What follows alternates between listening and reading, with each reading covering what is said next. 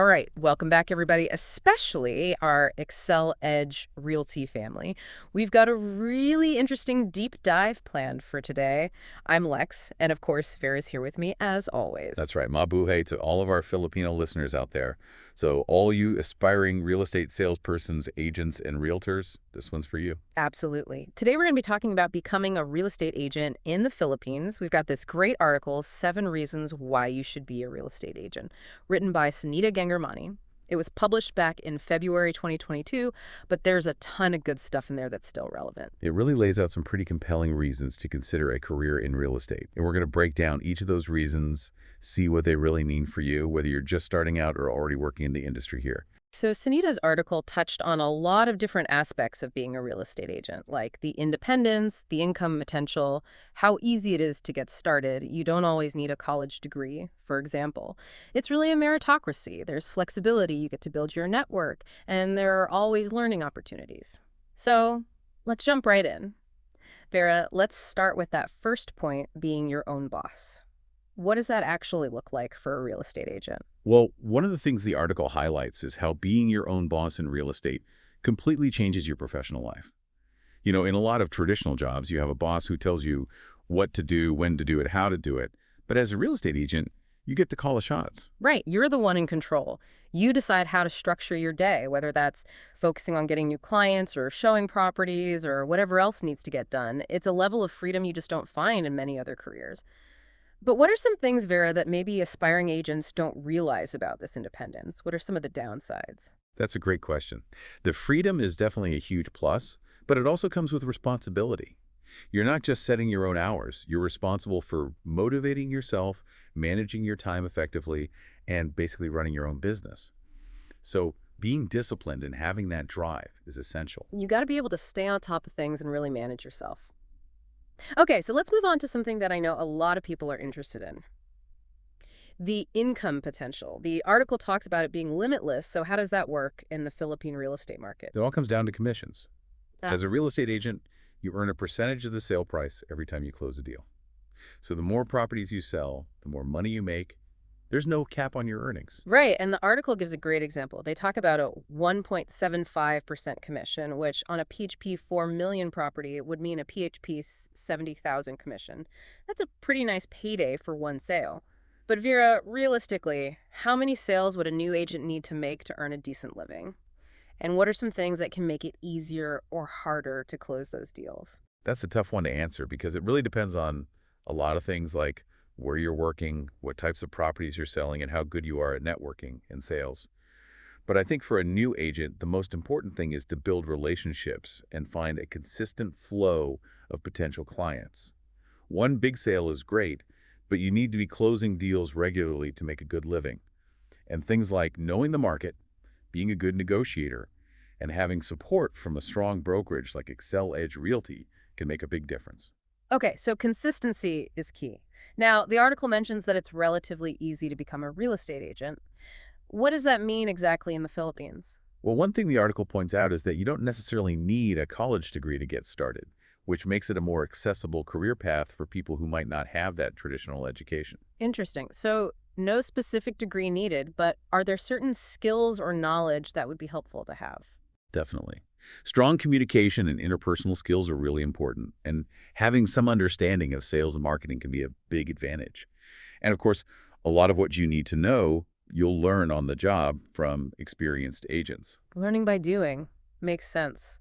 But I do know there are some formal requirements, right? You need to be licensed to work as a real estate agent in the Philippines, correct? Exactly. You need to get a license from the PRC, the Professional Regulation Commission. This usually involves completing some training and passing an exam. And once you have your license, you need to keep up with continuing professional development, or CPD, which basically means taking courses to stay current in the industry. So while you might not need a degree to get your foot in the door, there are still some hoops to jump through. It's good to know that there are companies like Remax Gold that offer support to help people navigate that licensing process, though. Yeah, having that guidance can be really helpful, especially when you're first starting out. So let's talk about something else the article mentions, the idea of real estate being a meritocracy. What exactly does that mean? Basically, it means that in real estate, your success is based on your performance, not on how long you've been in the industry or who you know. If you can close deals, you can succeed. It's all about results. Your ability to sell properties is what drives your career and, of course, determines how much money you make. So it doesn't matter if you're brand new or have years of experience, you have the same opportunity to succeed. Yeah, it's a very results-oriented field, which can be really motivating for people who are driven and ambitious. Okay, so another thing that the article highlights is the flexibility and variety that comes with being a real estate agent. What does that look like in practice? It's flexible in a lot of ways. Mm. As we talked about earlier, you often get to set your own hours, which can be really great for work-life balance. And the article mentions that you don't always have to wear a suit and tie. It really depends on your clients and the situation. So you have more control over your schedule and even your dress code. And the variety comes from the work itself, right? It's not just about showing houses. Right. Being a real estate agent involves all sorts of things: marketing properties, networking with potential clients, doing viewings, handling paperwork, negotiating deals.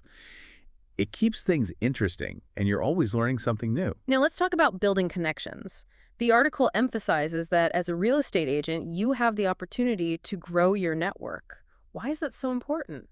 Because every person you meet as a real estate agent, buyers, sellers, other agents, lawyers, it's a chance to expand your professional circle. And these people come from all different backgrounds and have different experiences, which can help you both professionally and personally. And those connections can be incredibly valuable. The article even suggests they can lead to referrals, new clients, and a better understanding of the market. Your network can become one of your most valuable assets as a real estate agent.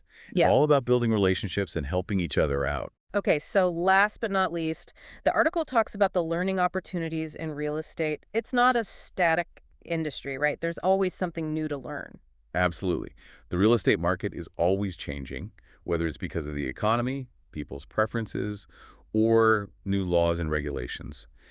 And that means that as an agent, you need to constantly be learning and adapting to stay on top of your game. So it's a great field for people who enjoy learning and who like to be challenged. Vera, to sum things up, what would you say are the key takeaways for our Filipino listeners who are interested in becoming real estate agents? Well, I think the main takeaway is that being a real estate agent in the Philippines offers a lot of potential independence, earning potential, flexibility, and growth. It's an exciting career path with a lot to offer. Definitely. And for those of you who are interested in focusing on the mid-price to high-ticket real estate market, we encourage you to check out Excel Edge Realty. We've got a great team and a really supportive environment. You can find us online at www.exceledge.com.ph. We'd love to hear from you. And don't forget to hit that follow button so you don't miss out on future deep dives. If you know anyone who might benefit from this information, share it with them. The more the merrier, right? Vera, one last thought for our listeners before we wrap up. What's one piece of advice you would give someone who's just starting out as a real estate agent in the Philippines? That's a good question. I would say focus on building relationships.